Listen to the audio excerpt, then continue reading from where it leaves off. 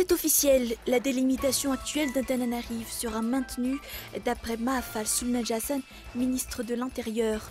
Une révision à la hausse du financement alloué aux arrondissements sera prévue dans la proposition de loi portant statut particulier d'Antananarive. Les bailleurs de fonds augmentent la pression. L'État a renfloué jusqu'à 400 milliards d'ariars à la caisse de la Djirama durant la crise. Ces subventions ont occasionné des pertes considérables selon les spécialistes. Et enfin, l'épidémie de grippe a contribué à une nette augmentation de la mortalité cet hiver en France. L'Institut de veille sanitaire dénombre 8500 décès supplémentaires par rapport à leurs prévisions.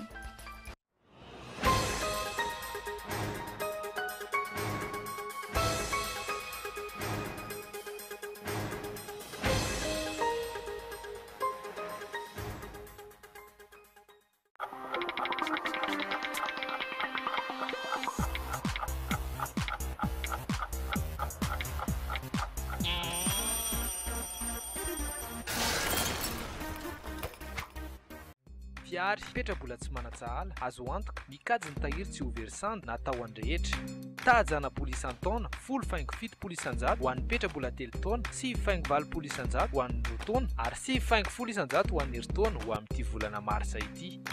Faingana ary mametraka ny tahirinao eny anivon'ny tahirim-bola mpanjakana manerana ny renivohim-paritany teo aloha ny 2 martsa ka hatramin'ny 13 martsa 10 sy 10. Petrabola farany ambany ray tapitrisa ariary. Vola tsara gaty mahatsara fihavana.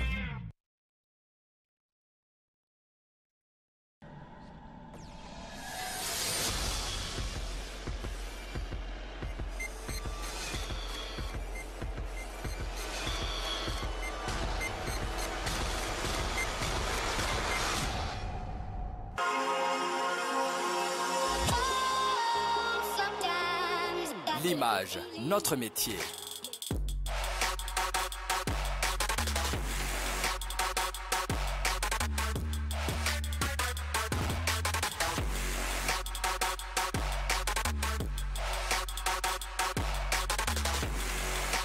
L'innovation, notre force.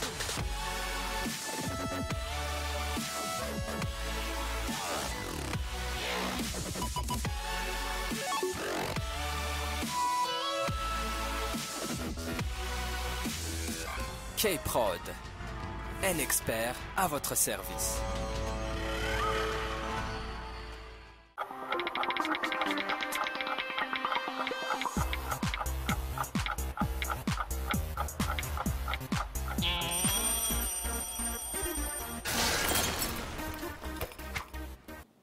Bonsoir à tous et bienvenue si vous nous rejoignez pour ce journal.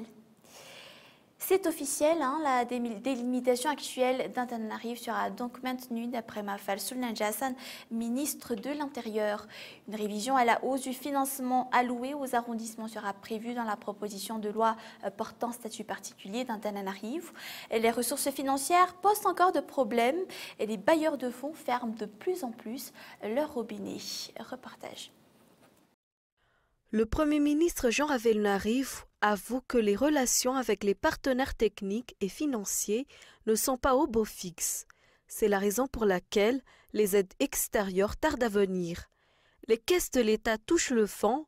Le chef du gouvernement dénonce que certaines personnes véhiculent une image négative du régime. À qui Jean Ravelnarive fait-il allusion? Est-ce l'ancien ministre des Finances, Jean Razaf Ndjafoun, ou la ministre des Affaires étrangères, Lala Razaf Tchimou, ou encore l'ancien Premier ministre Koul Roger? Ces personnes n'ont pas été reconduites lors de la formation du deuxième gouvernement de la 4e République.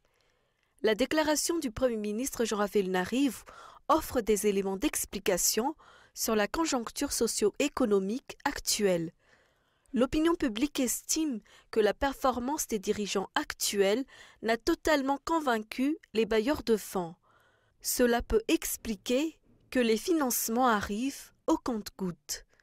À l'heure, ni les lobbying menés par le président Erazonar Mapian lors de ses visites officielles, ni les opérations de charme entreprises par le Premier ministre Jean Ravelnarive semblent ne pas faire d'effet sur les décisions des bailleurs de fonds.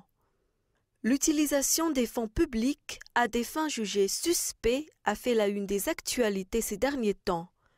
C'est le cas par exemple lors de l'adoption de la proposition de loi portant statut particulier d'Antananarivo. Maafali Sulnanjasan explique que la délimitation actuelle d'Antananarivo sera maintenue. Des amendements seront toutefois apportés sur le budget alloué aux arrondissements. La nouvelle proposition de loi portant statut particulier d'Antananarivo n'est pas encore prête. 5 mois avant la tenue des communales, aucun signe notable n'a été perçu dans la mise en place de la décentralisation effective. Par ailleurs, l'organisation des élections nécessite encore un budget additionnel de 7 millions de dollars. Alors, décaisser de l'argent auprès du trésor public est-il simple comme un jeu d'enfant? La forte pression exercée par le ministre d'État Rivra Koudva sur le trésor public est considérée par un conseiller spécial du président de la République comme une tentative de vol. Mais jusqu'ici, il n'y a aucune suite. Pourtant, le trésor public a refusé de décaisser les 40 milliards. Irina Lapaji. Les pressions exercées par le ministre d'État Rivra Koudva sur le trésor public ont dernièrement créé la polémique. Entre autres, les employés de l'ADEMA ont contesté la gestion des aéroports d'Ivat et de Nouzbé aux étrangers. Vient ensuite l'affaire des 40 milliards d'arrière au trésor public. Jusqu'ici, cette affaire n'a aucune suite. Les employés du trésor public ont-ils cédé ou continuent-ils de résister ? Cet abus de pouvoir est considéré par un des conseillers du président de la République comme une tentative de vol. Si ceux qui ont effectué cet abus de pouvoir, ceux qui ont transgressé la loi sont considérés comme voleurs, pourquoi n'y a-t-il aucune suite judiciaire ou de mesures de sanction ? Les bailleurs de fonds augmentent la pression. L'État doit mettre un terme aux subventions des compagnies pétrolières et des sociétés d'État selon le Fonds monétaire international dans son rapport. L'État a renfloué jusqu'à 400 milliards d'arrière la caisse de la Djirama durant la crise. Ces subventions ont occasionné des pertes considérables selon les spécialistes. Lili Rabiata.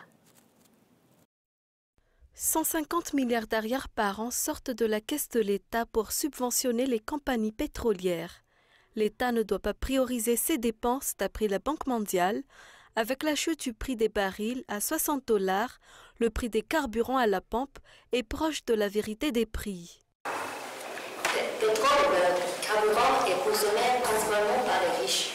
Donc, subvention sur le prix du carburant n'est pas progressif, ça n'aide pas les pauvres. Donc il vaut mieux ne pas subventionner le carburant et utiliser cette ressource fiscale pour aider les pauvres, les sinistrés par exemple, et les autres qui sont pauvres, qui n'ont pas assez de ressources pour l'éducation, la santé et tout ça.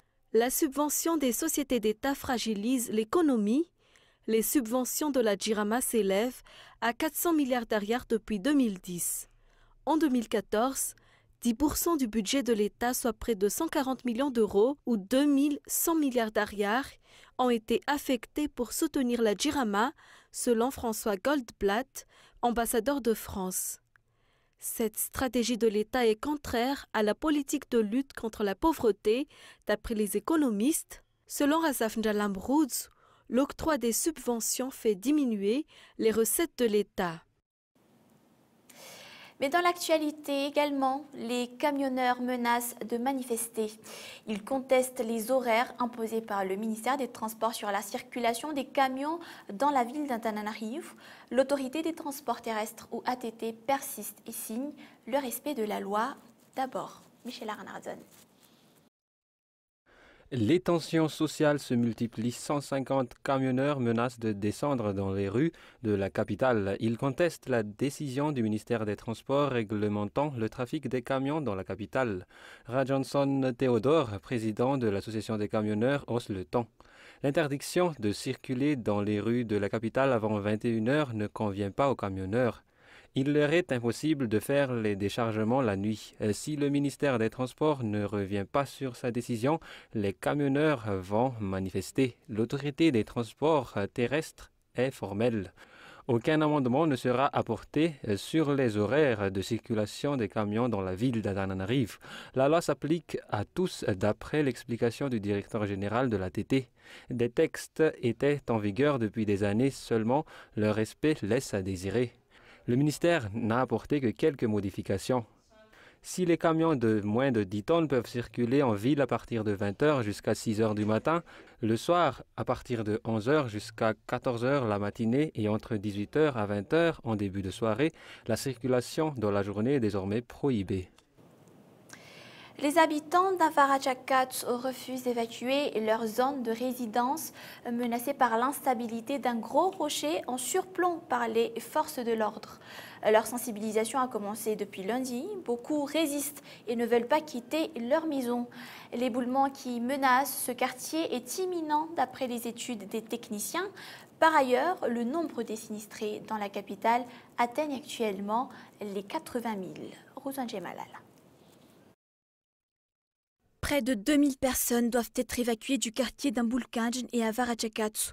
Toutefois, presque la moitié de ces personnes refusent d'abandonner leurs biens de peur des pillages. De gros rochers menacent les zones d'habitation de Tana, d'après le BNGRC. L'évacuation de ces personnes est une urgence absolue.